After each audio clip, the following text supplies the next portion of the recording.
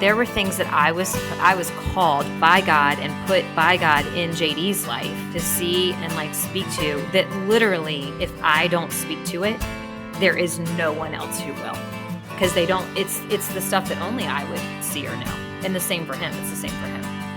And so that if I dodge that, because that's my impulse, if I dodge that, then it is a failure of extreme magnitude.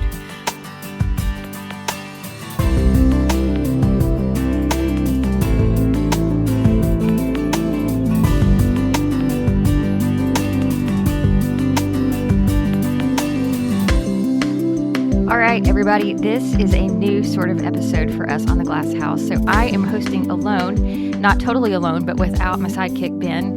We're going to do a series of pastor's wife interviews. And so I have Angie Elkins with us.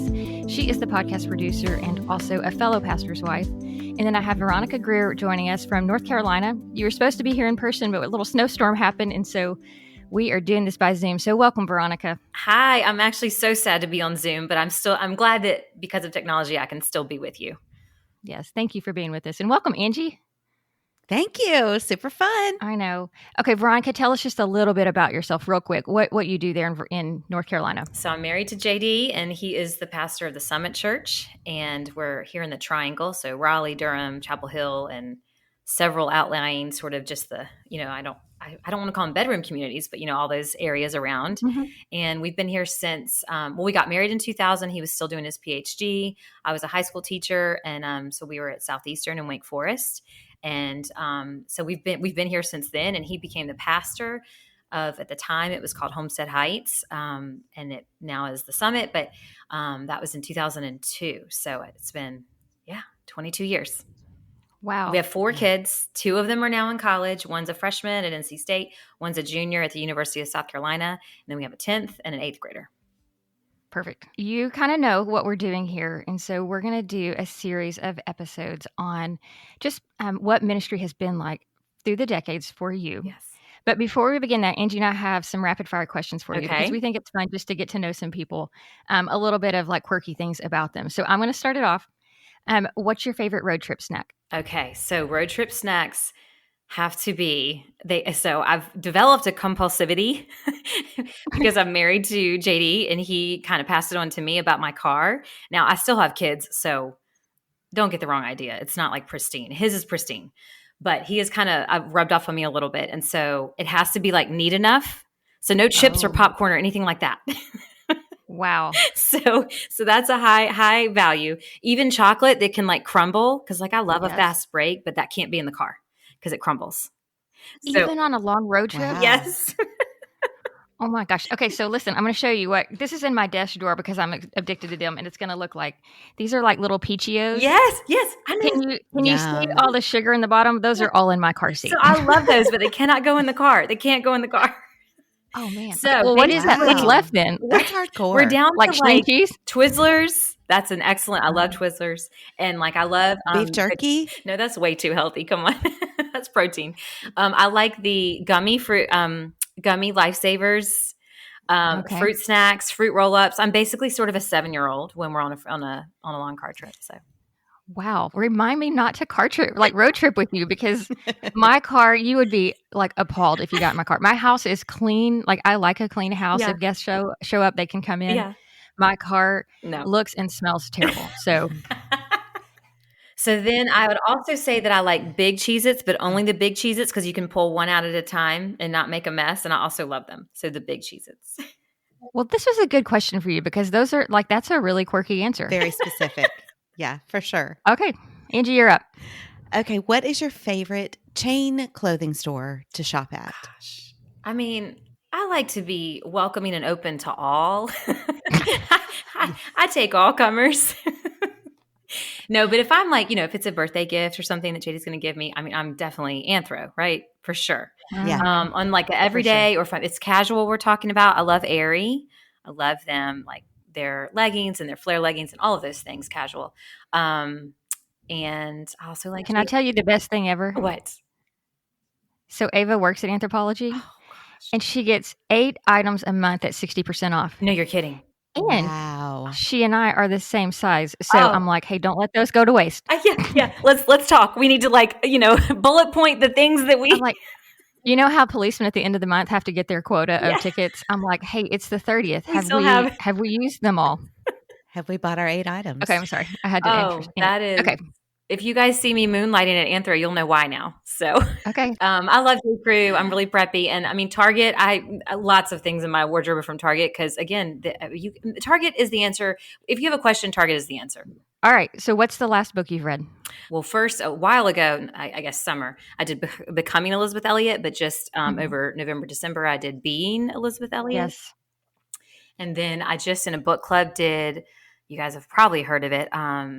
It was How to Stay Married, the Most Insane Love Story Ever Told. You guys heard of that one? No. It's a memoir of the author, and he's a pretty famous author. I had actually not read him before, but the book club was doing that, and it has real strong. I think he's a Christian. Now, it's not written as like a Christian book per se. It's actually funnier. Like it's sad and funny all at once. But anyway, and his wife writes a chapter of it, and so it's a really interesting book. I don't know if I would have ever. I don't know if that I would have picked it up on my own, but because of the book club. And right now I'm actually on audio. I'm doing the biography of Elon Musk. Oh wow! Yeah. Is that good? Oh, super interesting. Like he is, it's a labyrinth of interest. That's cool. Okay, what's your ideal date night? That's going to depend on kind of my mood, how the week has gone, how the day has gone. Like it's really going to depend. It could run the gamut really from let's just keep our sweatpants on and go get takeout and, watch a movie at home. Or depending on, what it was, I would like to let's get really dressed. Let's go downtown to my favorite restaurant down there. If it's beautiful weather, I want to be outside. We have some parks I like to walk around in, get a smoothie, just go hit the trails. So it's just going to depend on the surrounding situation. I totally understand. That's a good answer. Like it depends. Because sometimes I'll get mad at Ben. It really does. Sometimes I get mad at Ben. I'm like, hey, we never go out to somewhere nice. And then he'll say, one night he'll come home and be like, you want to go out somewhere nice? I'm like, no. Gosh, I don't want to wash my hair. Why would I want to do that? Yeah. So, I mean, it's terrible. Yeah. Okay. Your hair is straight right now, but I know you have curly hair. I do. So for myself, you and other people listening have curly hair. What is your favorite curly hair go-to product? Listen, I could talk about that. We could do a whole podcast. I'm telling you, I have mine beside me. Y'all girls with curly hair, it is a whole tribe. It's a whole thing. It is. And I like to spot people that I think have curly hair. And I just found out recently someone that I thought had curly hair does not. And I almost was like, I just don't even know if we can be friends now. Man, where was your discernment, Veronica? Where is my discernment? Okay, so for me, it's way more about the process than the product. But obviously, I do have products. So the process, I think, if you're out there trying to figure out curly hair, I think process is more important to me than product. But it's pretty thick, pretty wayward. So I need gel for a strong hold. I got to have strong hold. I wish I could do mousse, but it just doesn't give enough. So anyway, I like it's purple. It's the Aussie Headstrong Volume Gel. That's probably my. Okay, Veronica, look at mine. It's a new brush. Oh. Wait, let me see if I can. Can you see it? I can. Yes. Do tell. I don't know what this is. Look, you brush it and it separates the curls into this. Oh, wow. And then they so they're clumpy, not clumpy, but they're pretty defined. Yes. It's that's the key. The definition is the key. Then life-changing. Life-changing. Bounce curl. Okay. I'll be ordering it today on Amazon. Okay. So Lindley recommended that brush to me because my daughter has curly hair and she loves it. Oh, that's amazing. She got it for Christmas. So 2 recommendations. And they have products too. I love it. And my daughter. Sure. So that's your third. All right. There you go. And we're not sponsored by Bounce Curl, but we're willing to be. That's right. Call us. Tag them at Bounce Curl on Instagram. All right. Thank you for doing that. I just think it's fun sometimes to hear about, what are the silly things about people that make them fun and relatable. But I do want to turn the corner. And so, we mentioned this at the beginning, and Angie, you can chime in here too, whenever you want to add to this. But what really I want to do in this series is help people who maybe are in different stages of life than us, hear from people who've been through it, and here's some of the hard stories, but also the good things that came out of it. And Mm-hmm. so, one thing I was telling you before this podcast is that it's important to me that I'm not discouraging a generation of pastors' wives to be like, man, I don't want to do that. And so I don't want everyone to hear this podcast and be like, gosh, I don't want to be in the glass house Yeah. because that sounds scary. Yeah. And so I want to interview a series of people that are vulnerable, authentic, and, can talk about things that are hard because we are people. Mm-hmm. And I mean, it's just hard doing life with people. But also, like, what happened in those situations to that you can look back and be like, man, God was working there. Mm-hmm. We just love to hear, like, as you think back about your 20s, how would you describe yourself in your 20s maybe, and your space in ministry? So this is not how everyone comes into ministry, but for me, I knew I was called into ministry before I ever met JD, before I ever, before we were together, before I even knew him. So that was probably a gift that the Lord, that was how he was working in my life. So I would say that I was I would say I was idealistic, but that served me well. And so I would encourage most people to be more idealistic in general. That's good. I felt like, ultimately people knowing Jesus is the only thing that matters at the end of life. That's the only thing, right? And the only thing that I think is worthwhile in life is knowing Christ yourself and then helping others know him. And so the local church, this is what my husband always says, and I love it. The local church is God's plan A. And there is no plan B. It's plan A, Hmm. and that's it. So for me, that was really, it did serve me well. Now, I didn't know if we would be church planting overseas or if we would be US side. And so I actually started thinking more and more as we were like engaged in the first little bit of our marriage that we were probably going to be overseas. And so when the local church where we were attending, and then my husband was also part-time in the college ministry at a certain point, they started talking to us because they were in an interim and had been for a good long while. It ended up being 3.5 years total. So, and they came to JD, and at first we were like, oh, no, like we're, he's just finishing his PhD and we're going to be out of here.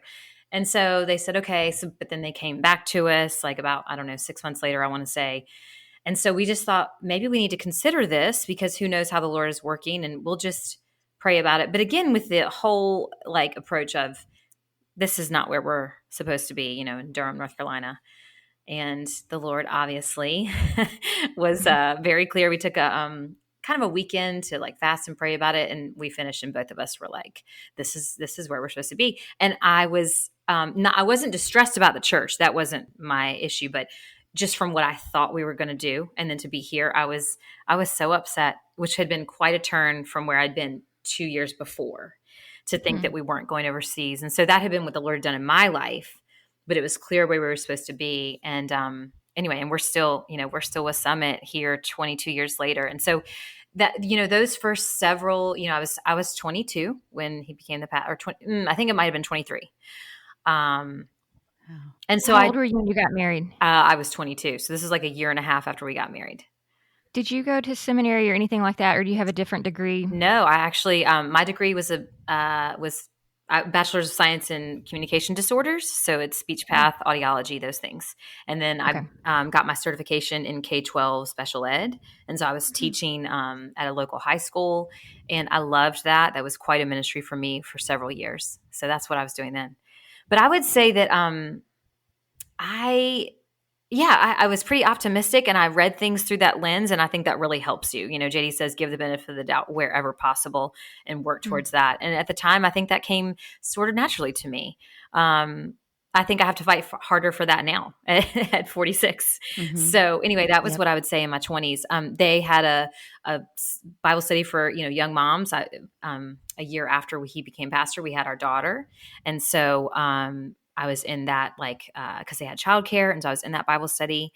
And I think the thing that I took away from that period of time, those Bible studies, those things, was you need to identify the things that are like the air you breathe, the water that you swim in, that are contradictory to the Word of God. And so learning how to Mm, do that when, again, it's like the air you breathe, like you hardly recognize it. It takes some real mm. prayer and like dedicated time. So I think that was the thing I learned through that time and those Bible studies and with some older women. And yeah. I think it's so interesting how people can go through similar situations but have different responses. I mean, that's just humankind. Yeah. And so you and I have a pretty similar story as Mm. far as I got married at 21. Mhm. My degree's I have a bachelor's of science in dental hygiene, Okay. which, is really helpful and to me now. And so, but Ben having the path and gone through like his doctoral degree and all that stuff, I always felt really intimidated Mm. in my 20s. I felt intimidated. Like I didn't know enough to be in the position I was in. Yeah. Now, thankfully, we had 4 children really fast. And Mhm. so I was able to kind of hide behind that and Mhm. just stay busy Mm. because I'm home with the kids. So I don't think that intimidation came to me till I was more in my 30s and I Yeah. realized like, oh, I can't hide anymore. But it sounds like you didn't have that experience. Like you came out of it and you said to us, like, you're a pretty positive person. So maybe you didn't have that sort of story. Can you talk about that? I can. And I honestly, I like I said, I think it did serve me well, but I see that as just a little bit of like blissful ignorance. Hmm. And for a period of time, it was helpful. Like, look, the Lord's called me here. Let's just get after it. And what could go wrong? Like, Yeah. I so love the church. The church is going to love us. right, It's going to be that's the great. it's going to be great. So, and our church, I say that our first, I would probably even say our first decade. So until I was really about mid 30s, I would say was a little bit charmed in our Mhm. story, a little bit. Um, yeah. And again, that shored up some things for me so that Mm. later I could Mhm. draw from them. I was just thinking as you were talking about going to Bible study Mhm. when your kids were little and there was childcare, I can tell you that was such a respite for me Gosh. when my Mm. kids were young, and I'm telling you, I did not miss Mm. because I knew those ladies in the nursery were taking great care of my kids, Yes. Hmm. and I could just focus on my own spiritual health and Yes. Hmm. growth. So if you're a young like pastor's Mhm. wife or mom or wherever you are in your stage and your church has childcare Yes. for Bible study, do Do it. it just to get the break and focus on what God's trying to teach you. That Yes. was huge for me. It's almost like a balm to your soul in 2 ways because you do get that little bit of a breather, and you also get the spiritual pouring into. I mean, it's When you talk to young moms that are in their 20s now, Veronica, do you feel like sometimes they try to do it all, and they don't ask for help? Or, I mean, do you just really just try to kind of reiterate that? Like, hey, take the help. I do. I think sometimes I think, "Oh, this." I'm always afraid of being the person who forgets how hard it was, to be in those young Mhm. mom trenches. So I really push like put your mind to it, figure out how you can get some help, get a little breather, get a little break, like friends swapping, whatever it is, just figure it out. Is there family? There are people who would love to give you a couple of hours in the week. You got to find them sometimes, but like ask the Lord, like beg the Lord and figure it out. And I do feel like sometimes there's like like a little bit of a resistance, and I don't know if it's because they just feel like they're not supposed to. I'm not sure what it is, but sometimes I feel like, and I kind of want to say, oh no, like I'm not, like this is going to serve you and your family so well. So yeah, I do Mm. see that. I feel like they're Well, trying so hard. I feel like with the social media world now that the expectation is that you have it all together Mm, and you cook from scratch and you do all these things. Mhm. And so we didn't have that. I mean, no, I'm so thankful when my kids were born, I didn't have that. And so my best friend lived next door and we had a meal swap. She cooked for she cooked for both families on Monday and I cooked for both families on Thursday. that's awesome.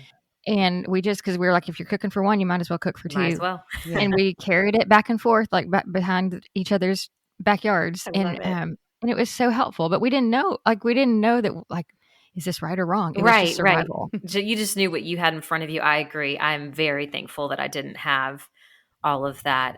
Just that there's enough pressure. You don't need that, Yeah. and that's Mm. that's detrimental to your mental Hmm. health and every other thing.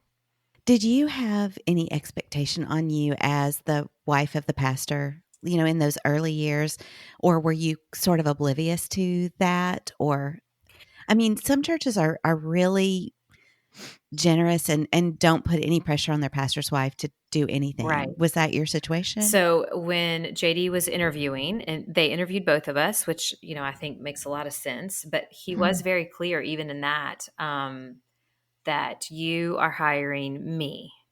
And it's Mm, not a 2-for-1 deal here. Like this, at the time I was working full time in the school system. And so, to it's I was working very hard. mhm. And so he was pretty upfront about that at the time. And I don't have any gifts that you might naturally like. I don't really sing. I sing fine, but I'm not like someone who's gonna lead anything in that area. I don't play the piano, things that I wish I did, but I don't. And so I don't think that there was a natural like, oh, well, she'll blank. And so Okay. we started having kids very quickly, and like Lindley, like we had 4 pretty close Mhm. together. So I was able to maybe dodge that a little bit. Yeah, You said how they interviewed both of you. yeah. Do you think that churches do that very often? Like, I actually don't know, but I mean, it sounds like that was a big thing to you. Like, you felt, did they interviewed you together or separately? Separately. So, and when I say interview, there was the pulpit search committee, and there were 2 Mhm. women on it, and so they took me out to lunch to just sort of get to know me and interview me and see.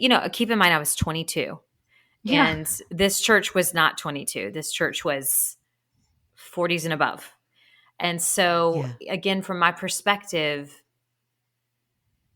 it's only right that you know what you're getting, but I do know that could go pretty wrong.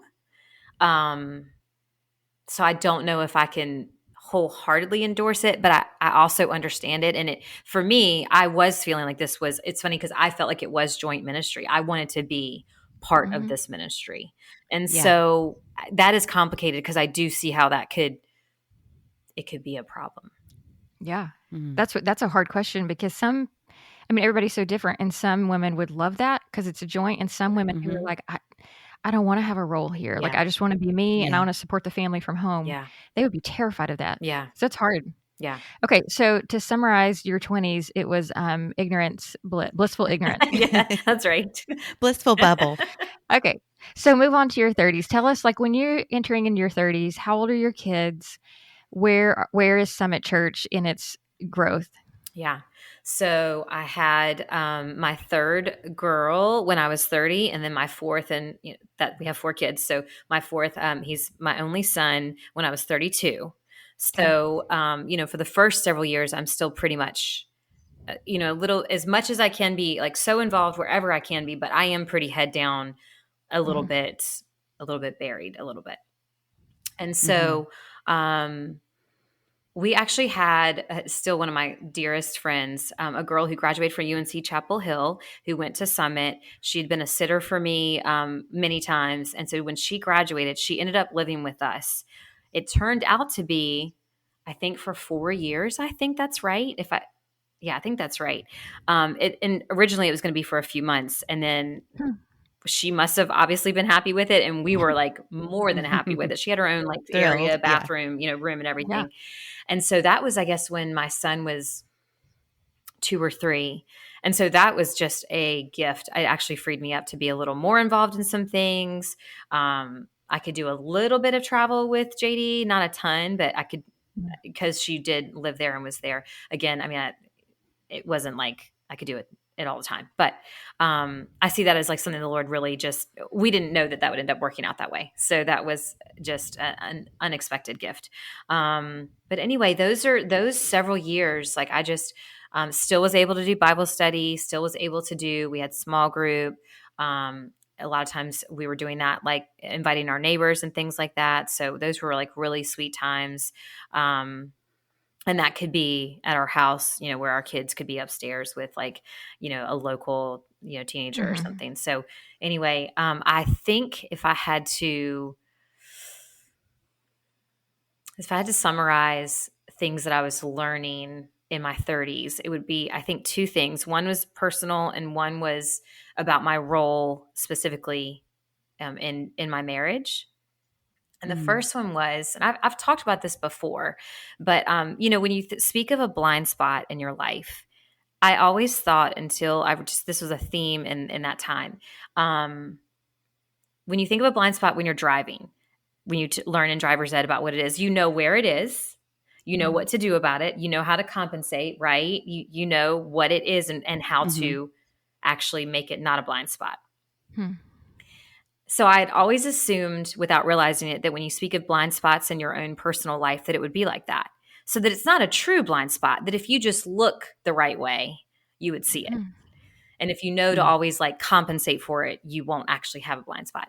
And I just began to realize through different, people in my life and certain studies I was doing that actually blind spots in your life are things that you don't even know they're there at all. Hmm. There's actually no way that you can really compensate for them. You cannot see them. You don't know they're there. Hmm. And so they're truly blind spots. And the only way to overcome them is not something you can actually do. Other people have to point those blind spots out in your life, Hmm. which is never enjoyable. Hmm. Brutal. It is Yeah. always brutal. And at least if you're like me, your initial reaction is, well, that's ridiculous. No, you're just not seeing it right. That's how dare Yes. you? And another thing, have you seen your blind spot, Lily? Yeah. We can talk about mine, but let's talk Yeah, about yours as that's well. right. So, anyway, I think I just began to realize like, oh, these are things I don't know are quote unquote wrong with me. I guess that feels pretty, that feels like a Mm. rough way to say it. But these are Yeah. things that, yeah, make you hard. These are things that make you less effective. These are things that are, Mm. hindering your growth. And so, just beginning to realize you're going to have people in your life. I mean, your Mm. husband, your close friends that you have trusted, your family. Did you have a close friend that came to you and said, maybe, Veronica, I don't know if maybe you're seeing this or not? And I mean, how do you respond to that? Yeah, I would say JD for sure. Okay. Well, yes. I mean, our husbands are assumed. They're more than willing to share. More than willing.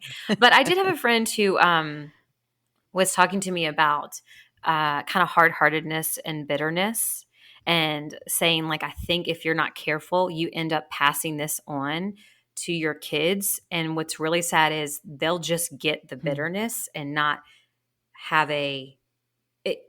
why you're upset and bitter. You have a maybe Mm. legitimate, often a legitimate thing to be, but although Yeah. bitterness is not legitimate, but a thing to be upset about. Yeah. Hurt by. Yeah. Yes. And if your kids absorb that from you, they won't even have that. They'll just have the bitterness. And how Mm. sad is that? Mm. Hmm. And Yes. so that was just kind of life changing for me, that is something that my children will absolutely absorb, but Mm. tragically not even have real reason, again, not defending the bitterness, just saying that how it makes it even worse somehow. It's all terrible. Yeah. So yeah. I think that's interesting about kids absorbing things because we've been in ministry over 25 years now. And when I was in that stage in ministry, we had to really fight hard to protect them from some of the hard things that Hmm. we were going through because we didn't want them to absorb it. Yeah. Yeah. Were there things that you and JD did to really protect your kids from, like, how did you discuss things Yeah. away from the Well, kids our and kids things talk like about, that? oh, mom and dad are going off to having a hush conversation. And it's like a running joke. And it's always kind of like, guys, you don't need to know. You don't need to know everything. So Hmm. that's kind of Yeah. a funny thing that the kids tease us about. But yeah, it was something we talked about regularly, that we wanted our kids, as much as we could control, which you're not in control of everything. We've definitely learned that. But as much as we could control, we wanted them to have a positive impression of the church. And so we tried to make Mm. Sundays fun. We tried to, Yeah. I mean, even dumb things like JD's little office study areas stocked with things they like, stuff like that. That's Yeah. the day we eat out, right? Like, we're going to go get something terrible for you that you're going to love, And so things like that, That's cool. involving them in the ministry in ways that they enjoy, if there's ways that they really like, whether that's behind the scenes or more maybe up front, working with kids, working whatever it is, there's different things you can do. And so yeah, I just really really tried not to talk about the things that were personally hard if I could. And that gets right, sometimes that's a lot harder than others sometimes. So you said two things. You said you were in that decade, you were learning about personal yourself and Yeah. And what was the second? The second thing was my role with JD. And so that was, so I'm a Oh, yeah. conflict avoider to a fault. So I have learned that does not serve me well. It does not. And so I kind of began to realize that there were things, and it's weird to say that this is like a real, it was like a light bulb, it was a little bit life-changing for me, but that there were things that I was called by God and put by God in JD's life to see and like speak to, that literally, if I don't speak to it, there is no one else who will, because they don't. It's the stuff that only I would see or know, and the same for him. It's the same for him. And so that if I dodge that, because that's my impulse. If I dodge that, then it is a failure of like magnitude, right? Like extreme magnitude. Do you mean almost like it's your responsibility to sharpen him? Yeah, that's in what the God way has that only called you me can. to. Yeah, He's called me to Right. it, and it's something He expects and wants from me. Again, prayerfully considering what those things actually are. This is not like, well, let's daily have our meeting about. Let me give you all the Let's things talk you've about done how wrong. many vegetables you're eating. Right, Yeah. right. Not like that at all. But there are a few things, and I do think there are only a few because we live in close community. So most things we are trying to live where there are, his brothers who can speak to things in his life. But there are a few that like I am intended by the Lord to speak to and call out. And the same for him. Now, he's not a conflict avoider. So I think that's not a like aha moment for him. Me neither. Me neither. We're the opposite. Yeah. So yeah, I just began to realize, well, darn, man, I don't want to shirk that. Like I want to do what God's called me to do. So I don't know how great I've been at it. I don't know if I swung the pendulum the other way. Who knows? You could ask him sometime. But just realizing that was a call in my life. Lindley, I have a question for you, but because you're the opposite. Yeah. Like I would guess that your propensity is to call out too much. Oh, it is. Is that what you were about to say? It is. Yes. I was about to say, I'm really convicted by this. And the one thing that has been on my heart heavy for the last about 6 months is that my tendency is to just nag. Mm-hmm. Why? I have that too. Don't worry.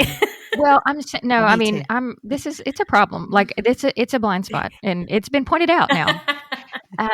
But what I'm saying is I've actually had to come to this place of like, the older I get, I am truly like, take it to the Lord in prayer. Mm-hmm. Like just take it to the Lord in prayer. And the other day, a couple of weeks ago, we didn't have a good morning and he called me and said, are things okay? And I was frustrated by something that it's not biblical. Like it was just my frustration with something that he was doing, like his routine or his pattern in the morning. And I said, you know what? I said, my feeling, like I am upset about something. I said, but I don't want to even tell you because I think it's my issue. Okay. And I just need to pray about it. Yeah. And I just prayed about it. And the Lord had to come to me and like just keep reminding me of like, hey, Lindley, you're not a perfect person. Like that's my, like, because I'm not conflict avoidant, you know, and I do see things. Right. And I can I can identify feelings really easily. Like, well, I'm hurt or I'm sad or I'm lonely, but then I can't heal those feelings well. Right. And so I'm like, okay, I have got to stop just wearing him out with, you don't eat fruits and vegetables, or why are you working out, or things that are like, you want so much good for them, right? You want so much good. So, like that would ultimately serve them better, whatever that thing is, whatever the thing is. Yes. Where I'm convicted is when you said there are a few things that I'm intended. Yeah. And that's where I'm really trying to narrow down of like, okay, what are the few things that I have insight to in Ben's life that I can help? Because I mean, Angie could look at Ben's plate at lunch sometime and be like, Ben, you don't have any fruits on your plate. Like, that's just stupid. It's just nagging. You can leave that to Angie. Yeah. I mean, and so I just loved how you worded that of, I do too. There are a few things that we are called to do. Yeah. So I appreciate you saying I love that too. I'm more like Lindley in that I tend to see all the things and not just a few things. And so I think just a good practice for me would even to be just to be praying and asking the Lord to say, what are the few things That's what that you want me, Yeah, what are the few things Yeah. that I am supposed to sharpen Well, I him know for with? me, And being a different personality or bent, a different bent. Again, I'm laughing because I'm like, I wonder what JD, like, I wonder if he would be like, guys, don't get the wrong idea. She can nag with the best of them. No, we know what you're saying. But I will say that it is usually, as I've refined and honed this skill, um, it usually is pretty apparent what the Lord wants me Mm. to actually talk about, and it usually takes me forever and a day because again, this is not my bent. And so I think it would be the same for you, even though your bent is the other way. Usually it's like, so I know I'm supposed to talk about this and I don't want to. So, Hmm. That's what I just want to get to that point to where it's here's a few things. Because to be fair, I would be so irritated if he told me everything that I did right. that Yeah. oh, yeah, that he didn't that would not be necessarily good. would not be the decision he made. No, And so thank I'm you. like, if we do unto others as we want done to us, I need to keep my mouth shut. Yeah. Like, and I need to just take it to the Lord and Yeah. let Him do the work. I mean, that's the thing. When we can segue into our 40s, but man, the thing I learned so much in my 40s is that like we actually have no control. Oh, gosh. And I think I learned that releasing our kids, our oldest to college. We're about to release Max, and I'm like, man, the older I get, the more I have to pray about because I just have less and less control. And so, like, talk about your 40s just a little bit. Well, you basically just stole all my thunder. I mean, I guess Oh, maybe well, the we common can wrap it up. done. The common theme, I guess, for 40s might be that like you suddenly are confronted with the fact that you have had far less control all along than you thought. Mm-hmm. And to have that just sort of uh, confronted to you in black and white, and just writ large is, you could have said that all along, but you, I guess, subconsciously didn't believe it. And in your Yeah. 40s, as you have to let children go, as you encounter various things that are hard in your friends, like my friend, my friend said when she turned 40, and she laughs about it, so it's a little bit of dark humor. So when she turned 40, her mom said, "Oh, well, 40, that's when all your friends go crazy." And so anyway, we laugh about that all the time because, I do think that you see as you get into your 40s, people are coming up from having kids, jobs are changing. I think it can be a real decade of pretty pretty large transitions. Can I And can I tell you so, something I read? yes. It was talking about how in your 20s and 30s, because it varies, is seasons of celebration. Mm, Your weddings and yeah. birthdays Baby and showers and all the fun things in life, and you're celebrating, and nobody's really. It's just I'll just leave it with that. It's yeah. celebration. But then you turn to your 40s and things begin to happen, Mm, like almost more divorce because mhm. people have been Yep. married longer. Yeah. Funerals begin to happen because your friends' parents are beginning to pass Yes. away. Yes. And so it turns into a decade of more grief than I think you realize Yes. when you're kind of coming into your 40s. I And I don't, absolutely think that because all of your friends are beginning to release kids as well. And so yeah. I agree. So for people listening, we're being super encouraging. How can we turn this ship around? Here. 40s is awesome. So we'll talk about releasing your first child. This Okay. has been something that's been coming up with people to me a lot. Well, I wasn't Um, ready. So, yes. my friend, one of my closest friends, who had her oldest daughter is just 1 year ahead of my oldest daughter. And actually, she is married to her husband's on staff at Summit, and we've been friends for years. And she from afar, she was kind of letting me know how that was going. And she said that actually for her husband, interestingly enough, like it took him down harder than it took her, but it took both of them Mm. down. So it was a significant transition. But I'm not in their home. I'm not, but I mean, she's one of my closest friends. So I was watching and knowing. Well, then Right. I released mine. She goes 4 hours away, which is not like any kind of day trip or anything, right? It's significant. And she so I'll be very honest, hopefully she'll never listen to this because I never want them to have to Like, this is for me to bear, not for them. So I don't think she will. So I think we're good. Yeah. But I mean, I came home, I couldn't look at her room. I couldn't walk past it. The first night I slept on the couch. Wow. Like I was, I was undone. And so my friend kept saying to me, and it was actually really, really helpful. So I'll say this to anyone who is experiencing this at this time period. Of course, if they went in August, they're probably working through it now. But she kept saying, it just feels like she's dead, Veronica. She's not. She's not dead. She's not dead. She kept saying she's not dead. And I was like, but it seems like it. So I kind of, I worked through it. And what I would say to turn that corner towards some encouragement is that she is my oldest daughter, independent to a fault. Like, she didn't blink. I mean, she keeps on kicking, truck, give me some boxes so I can check them. That's how she is. And so she's done great, which is super helpful that she's done really adjusted really well and has been happy there. But high school was not an ideal setup for someone who is such an independent, strong personality. And she had been ready to be on her own since she was 7.5. So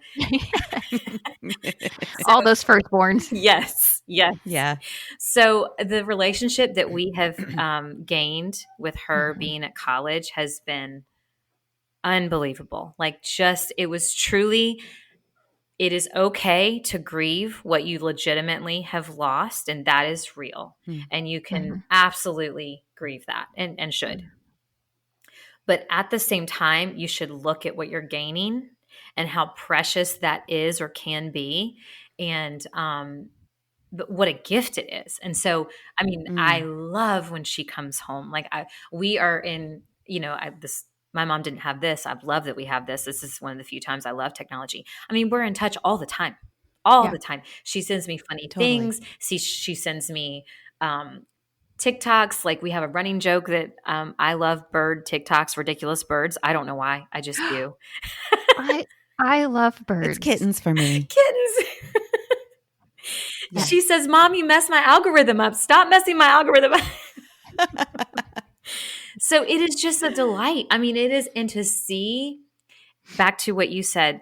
So we had been convinced that it was prayer and only prayer, that the more we talked, the more she was like, ugh. Like, the worse it got with her trying to hear from the Lord, or because we thought we could be the voice of the Lord and that it was our job. And like, we just learned through her, he does not. He has he owns the cattle on 1,000 hills. Someone told JD he has many, many people who can be prophets in her life. You need to just be her dad. Yeah. Meaning you are just pumped about her. You're just pumped about her. That's what dads are supposed to do. And by, extension, me as well. And so we just learned that, like, it's in the Lord's control, and that his work in her life is not going to be up to us. It's not. Now, we have roles we can play, obviously. I mean, I'm not trying to dismiss that. You should not be shirking that. But I think we can tend to swing like it's us or nothing. And actually, it's God or nothing. It's not you. He has so many ways that he's working, and his timeline. I mean, I'm reading Exodus right now. Like, his timeline in that story probably made no sense made no sense to anyone. It still doesn't, right? But that was his way of working. And so you don't get to determine it's going to be otherwise. And so it has just been beautiful what we've gained. And I think but I wish I could have been equally focused on that, what I was gaining as she goes and like lives into all the things that God has for her. So we're coming to the end of our time, but you just said something I feel like is a good summary of the whole episode and really kind of where we come to as we get older. And you said we thought we could be the voice of the Lord. And I think that is like a summary of kind of what I was saying about myself. I agree about that with our kids. I think we try to do that in our churches. I think that we have to realize that God does not need us to be the voice of the Lord. Like he is his own voice and has way more power and strength. So, I mean, I just love the way you said that. We thought we could be. Yeah. And we're not. Yeah. And while he has definite things that he has for you to do, that assuming the control you have is a recipe for hurt, confusion, disappointment, all kinds of things. And so just that quickness to prayer, that quickness to like, Mm-hmm. Lord, what do you want? Lord, what do you have for me? Lord, I need this. Like, I need strength. I need clarity. I need discernment. I don't know. I'm confused here. Like, just that quickness that has come to me in my 40s is real. A quickness to Yeah. prayer. Thank you, Veronica. That's just so good. Thank you. I mean, I love hearing and learning from fellow pastors' wives, like what their journeys have been like, and just even paralleling it in my own life. I have a son who's about to wrap up his last semester in college. He's 12 hours away. Crazy. And I would say at first, it is hard when you figure out there are other people speaking into his life and giving him great advice, better than me. Yeah. That's like, what? Yeah, what? And then you're just like, wait, no, actually, that's a gift. Yeah. It's a gift. So just trust the Lord with it. I think that's great. Yeah. That's all. That's all I have. Well, I love this. This has been really fun for me. Thank you for hopping on here still, even though we couldn't be in person. It means so much, and I know that people are going to love what you said. Well, thank you. Thank you for the opportunity, and I hope we get to do it again. The Glass House is brought to you by Lifeway. It is produced and edited by Angie Elkins with help from William Hall. Sound engineering by Donnie Gordon. Artwork by Heather Brzezinski. And photography by Rebecca McVeigh.